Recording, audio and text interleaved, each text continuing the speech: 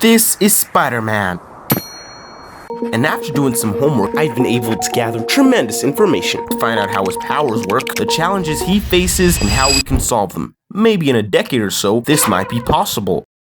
By the way, thanks to Alfie for the swinging intro. More about him and his channel will be in the description. In real life, Spider-Man wouldn't last a week. Not because of villains, not because of technology. It's physics.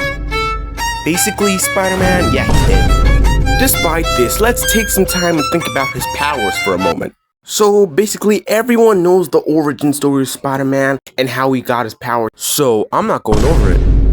Spider-Man's most notable powers are Spider Sense, Sticking, Super Strength, Agility, and Webs. Spider Sense. This is probably the most unrealistic power, or the most achievable. See, a lot of people think that spiders actually have spider sense. They don't. But they can feel vibrations, so that's something, yes. Humans don't have precognition, but we do have AI. Modern threat detection systems, research organizations like DARPA have explored predictive tech. Geckos use microscopic structures to cling to surfaces. Scientists have replicated similar adhesion systems. But here's the problem: speed, detachment, and skin integrity. So what we could do in theory is use gecko-inspired materials to make gloves and boots. We can make it work. Spider-Man can lift cars, stop trains. The dude's on another level. But that's not peak human strength. That's tons of force. The average trained human can lift 2 to 3 times of their own body weight. The issue isn't producing force, it's surviving it. To survive, you would need an exosuit that can support your body and distribute weight. You'd end up looking more like this.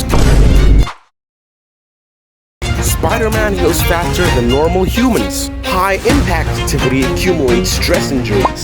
So even if he survived the swings, the wear and tear alone would break him down. Surprisingly, this is the more achievable one, because with regenerative medicine, it would be easier to heal, faster and more effective. Even if we could replicate all of Spider-Man's powers, it still doesn't minimize the level of danger involved with this, because Spider-Man is not.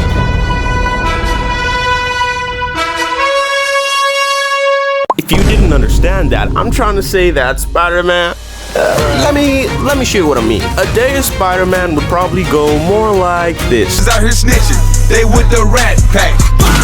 Hit them with the chopper, that's the rat trap. Find them in that trash bag off the interstate. House full of gangsta niggas never renovate. You snitching, you deserve to die, bloody murder. Hayes out here snitching, they with the rat pack. Hit them with the chopper, that's the rat trap. Find them in that trash bag off the interstate. House full of gangsta niggas never renovate. Out here snitching, they with the rat pack. Hit them with the chopper. You get the idea. When Spider-Man swings, he's essentially a human pendulum. If he's moving about 25 meters per second and changes direction at the bottom of the arc, he could experience 8 to 12 Gs. For comparison, fighter jet pilots experience up to 9 Gs while seated, strapped, and wearing G-suits. Spider-Man experiences this all through one arm. There is no way he's walking away from that. But aside from all of that, there's still more problems in way.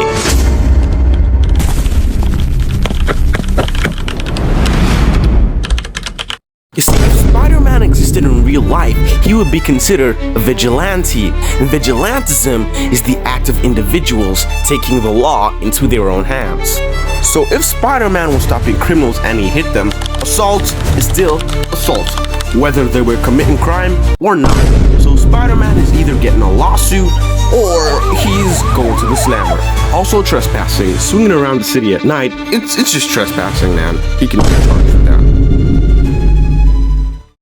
When Spider-Man swings, he's essentially a human pendulum. If he's moving about 25 meters per second and changes direction at the bottom of the arc, he could experience 8 to 12 Gs. For comparison, fighter jet pilots experience up to 9 Gs while seated, strapped, and wearing G-suits. Spider-Man experiences this all through one arm. There is no way he's walking away from that. But the question still remains, can Spider-Man exist in the real world? The answer is yes and no. You see, in the future, it could be possible to use technology to get closer to the stuff that Spider-Man is able to do. But swinging around cities at night in a unitard, that's not happening anytime soon. And you might want to argue with me, but this is a pre-recorded video, so put your opinions down in the comments. And if I helped you learn something, feel free to subscribe.